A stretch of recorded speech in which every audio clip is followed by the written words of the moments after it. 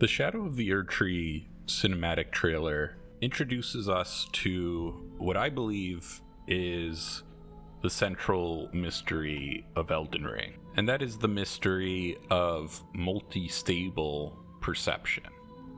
You might remember in the lead up to release, there was quite a bit of speculation about this orifice, this mystery orifice, with some of us perhaps expecting to learn what this object actually was when the DLC did come out. But the truth is that we're no closer to a consensus on what this object is now than we were back then.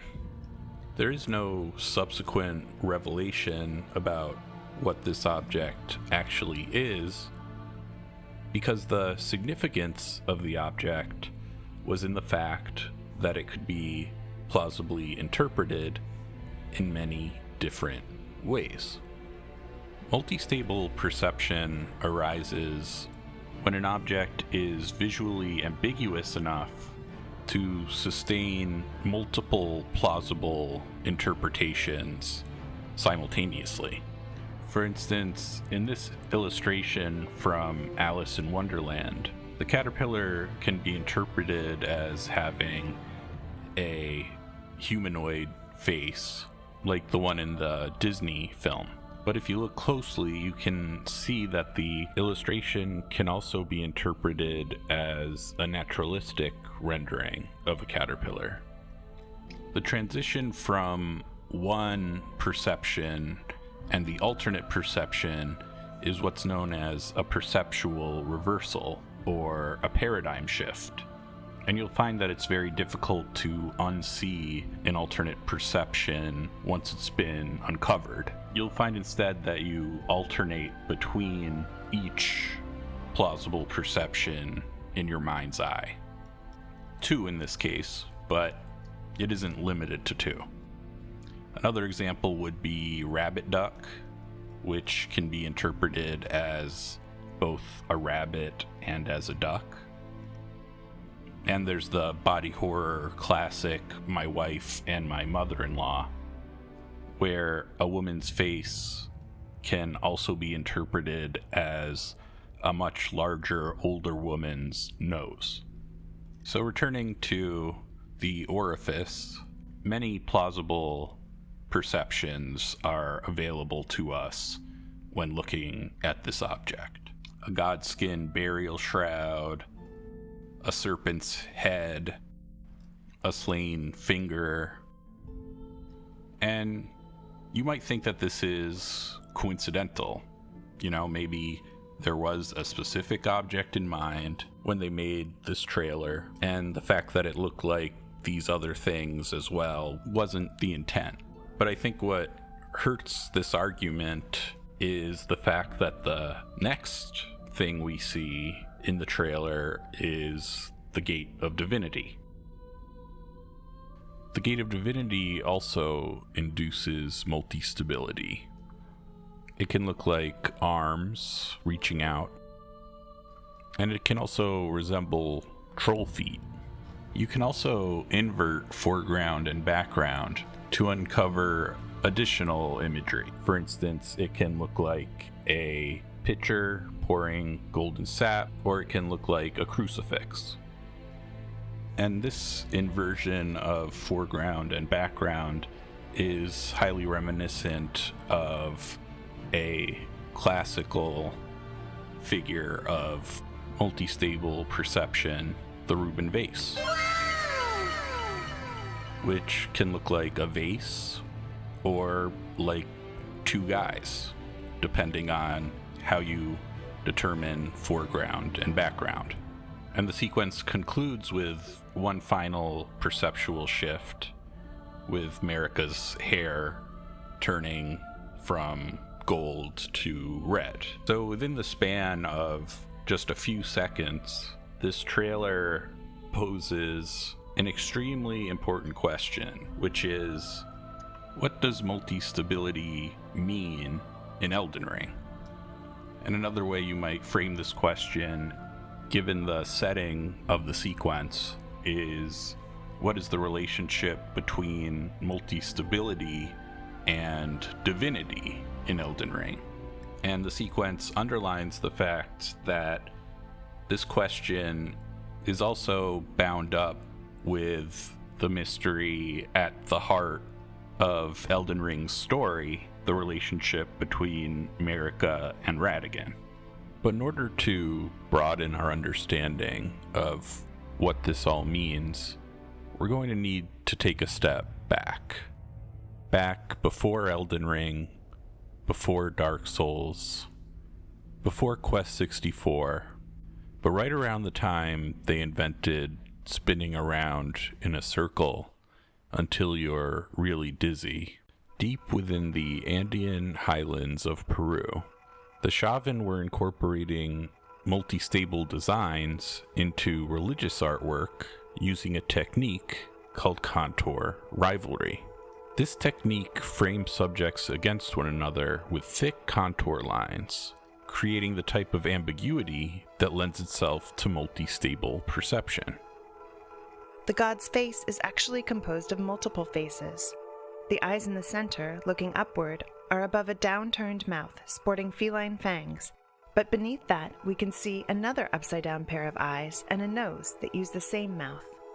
This is an artistic technique known as contour rivalry, where parts of an image can be visually interpreted in multiple ways. A similar thing is taking place on the god's forehead, where we see another upside-down mouth with 4 large fangs protruding from it, which when associated with the eyes in the middle completes a full face. Above this multi-faced head is what appears to be an enormous headdress, which is composed of more faces that also multiply using contour rivalry and have extensions emanating from them that terminate in curls and snakeheads. The Chavín had no written language, so what multistability meant to them is primarily derived from the themes found within the artifacts themselves. One of the most consistent of these themes is an interconnectedness between humans and the natural world. Many of these artifacts displayed chimeric animal-human hybrids with feline, avian, and crocodile features. So one way we might understand multistability is as exemplifying this interconnectedness. The boundaries between the objects found in these artifacts are permeable. They blend into one another. But multistability also reflected the social and political organization of the Chavín. The Chavín were organized under the auspices of a shaman elite.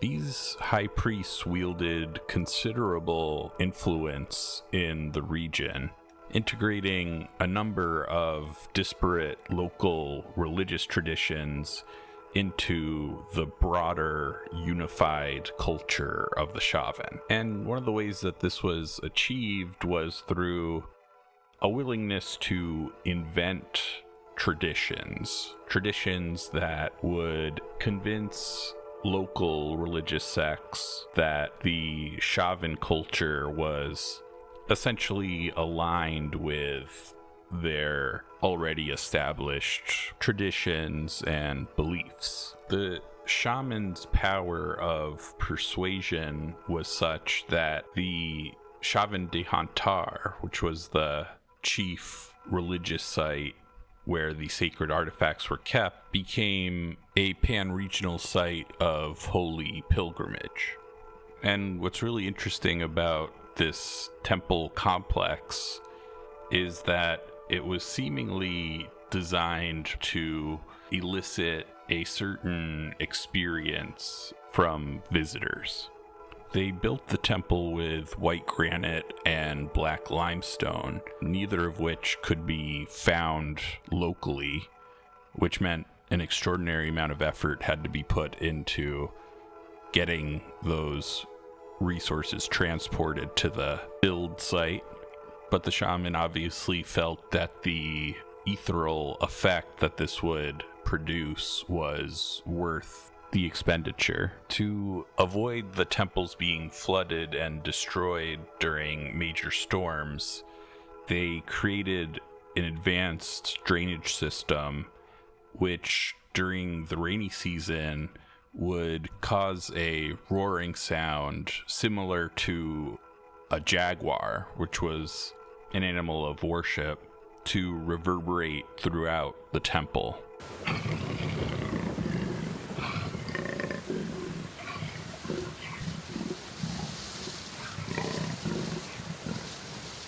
And the galleries in which the sacred artifacts were held were known to be windowless, full of dead ends, sharp turns, and changes in floor height, all of which were designed to disorient people walking through them. And if that weren't enough, several artifacts depict the San Pedro cactus, which may suggest that guests were absolutely ripped on mescaline. The participants in these rituals perceived their exclusive experience as even more intense and surreal because they evidently ingested psychoactive preparations. To encounter the Lanzon in this narrow, dark gallery, probably accompanied by the din of shell trumpets, must have been a terrifying and a very intense experience. Possibly, from a gallery above the Lanzon, priests might have poured liquids such as blood down the Lanzon through a channel into a hollow like a circular plaza on top of the Lanzon, and from there down its face. Priests were able to derive divine prophecies from this, making the Lanzon an oracle. All of this suggests that the shaman elite were keen manipulators of perception. And you might think that contour rivalry was simply another spectacle that the Shavín would use to leave a strong impression. But rather than use multistable perception as a special effect, the shaman did the opposite, shrouding it in total secrecy for all but the innermost circle. It was a type of advanced occult knowledge. And if you were an outsider visiting the temple, gazing upon these sacred artifacts, well, you were likely too distracted by all the other things going on to take in the intricacies of the contoured designs. But I would argue that even if there were no distractions and you broke into the temple one day and had as much time as you wanted to look at these artifacts, there's still a very good chance that you would not experience multistable perception unless you had been told about it in advance.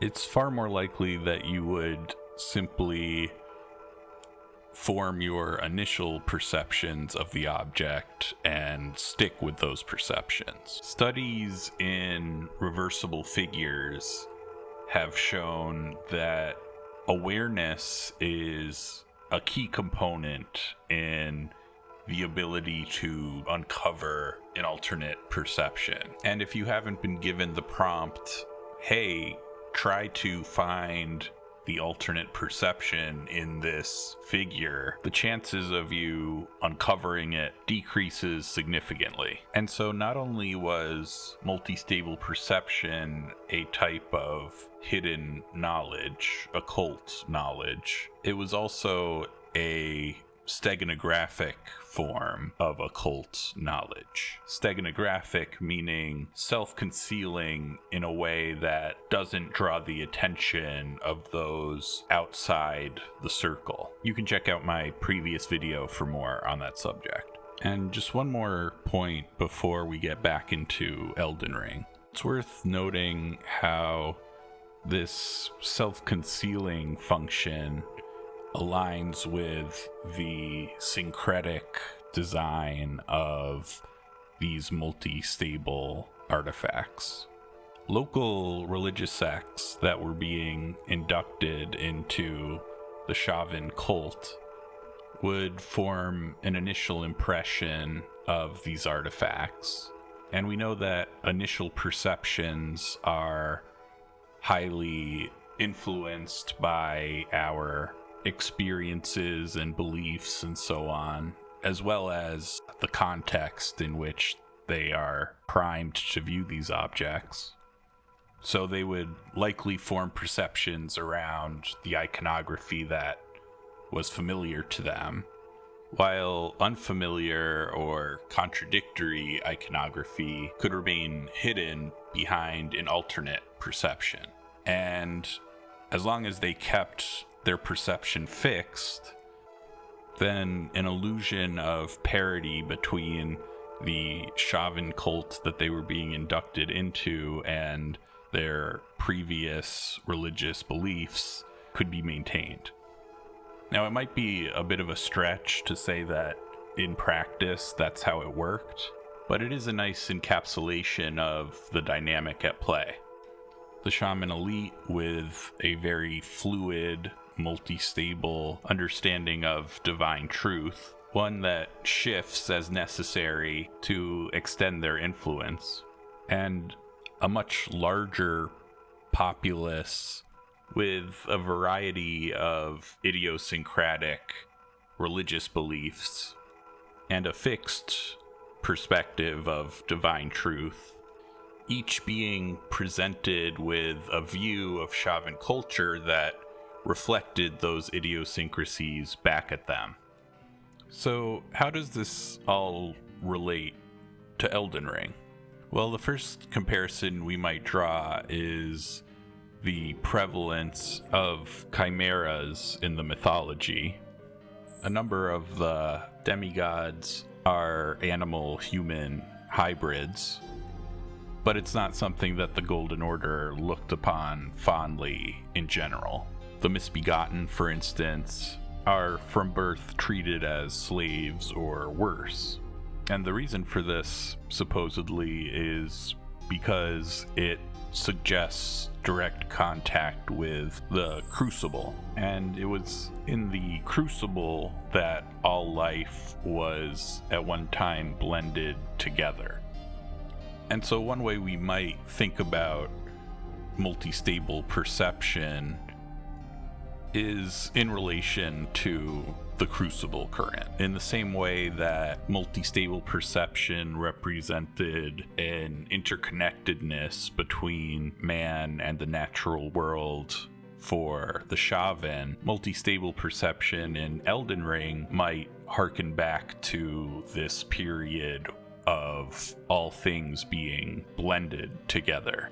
And this might explain why Marika and Radagon's multistable nature is shrouded in secrecy. Another worthwhile comparison to make is between the political structure of the Shavín and the Golden Order.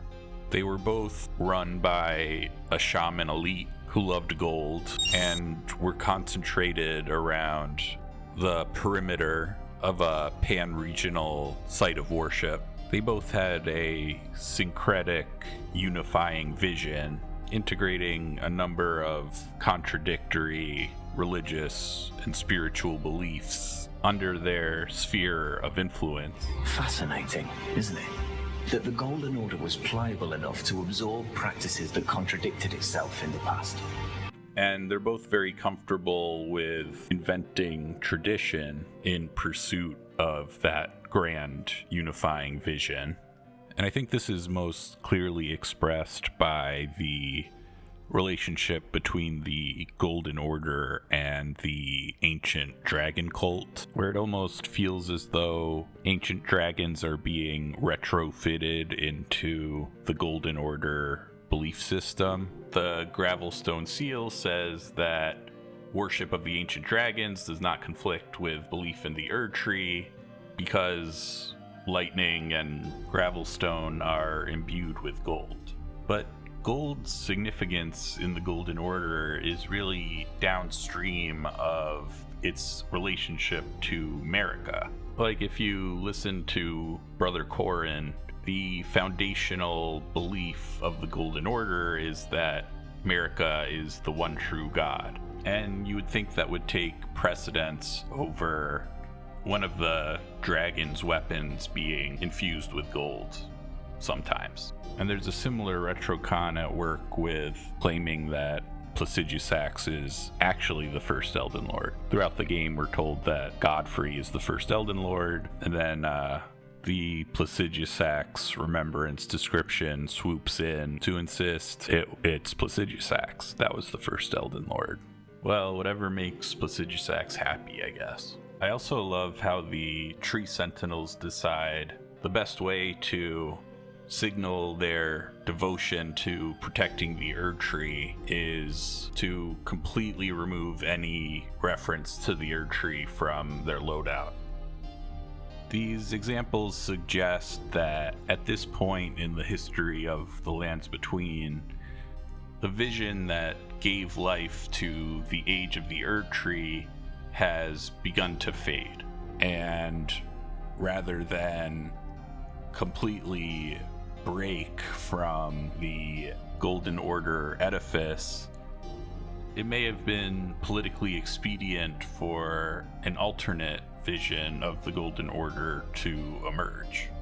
And I think the game uses the metaphor of grafting for this type of fabricated syncretic integration.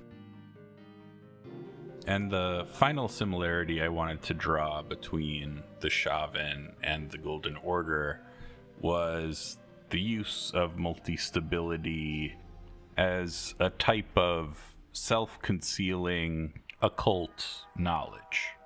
And this is a discussion that's going to continue into the next episode.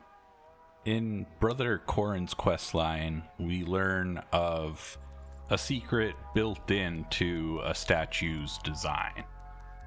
A famed sculptor of the Erd Tree capital was once summoned to render Lord Radagon's likeness in giant stature, when he glimpsed the skeleton in Radagon's closet. And as such, it's said the great statue harbors his secret too.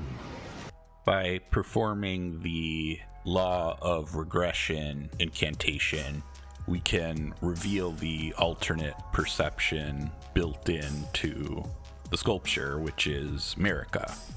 The item description reads that regression is the pull of meaning, that all things yearn eternally to converge. And I think the word meaning in this context refers to what is described elsewhere as vision.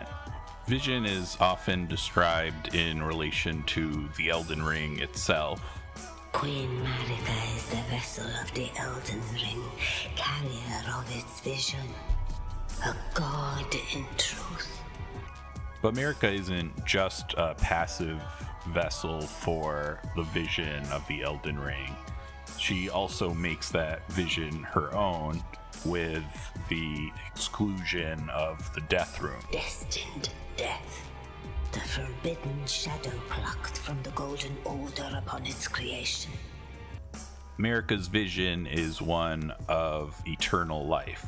Radagon's vision is never explicitly stated, but there's a lot of evidence to suggest that it's a vision of fire. And what Goldmask is attempting to solve for after the revelation at Leyndell is how a vision of eternal life can simultaneously be a vision of fire. The counterpart to the law of regression is the law of causality, another key fundamental. The law of causality is the pull between meanings, that which links all things in a chain of relation. And what the law of causality is describing is a multistable vision. Let's use Rabbit Duck as an example. Rabbit Duck is a multistable object because some of its rabbit features can look like duck features, or some of its duck features look like rabbit features. And both possibilities are equally plausible. And in this respect, Rabbit Duck is being pulled between the vision of a rabbit and the vision of a duck. We might initially perceive Rabbit Duck as one or the other, but it's really only in recognizing the underlying ambiguity of the object, entertaining its contradictions, its alternate perceptions, that we view Rabbit Duck in terms of how it's being pulled between meanings, which is to say, in terms of the law of causality.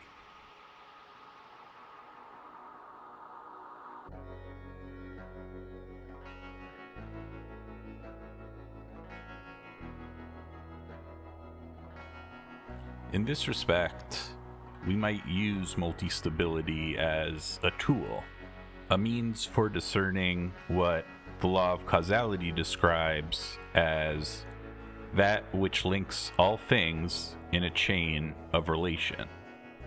In my next video, we're going to continue exploring the nature of a reality rooted in vision. We'll be considering the hurdles involved in using multistability as an analytical tool, with a special emphasis on the controversial subject of pareidolia. And we'll begin to formulate a procedural method for uncovering the causal chain of relation, one link at a time. Consider liking and subscribing and joining my Patreon and giving me support for doing this. This took me so long.